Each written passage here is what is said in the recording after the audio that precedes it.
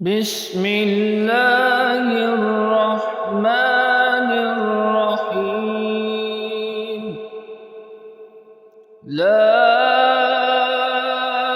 أقسم بهذا البلد وأنت حل بهذا البلد ووالد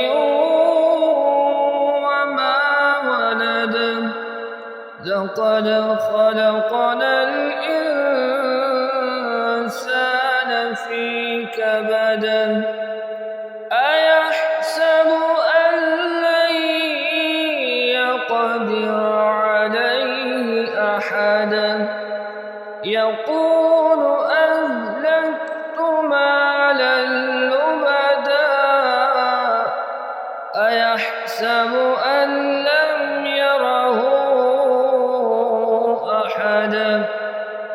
ألم نجعل له عينين ولسانا وشفتين وهديناه النجدين فلاقتحم العقبة وما ما العقبة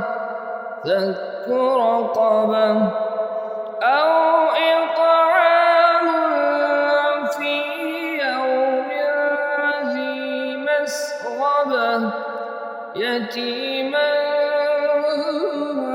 ذا مقربة أو مسكينا ذا متربة ثم كان من الذين آمنوا وتواصوا بالصبر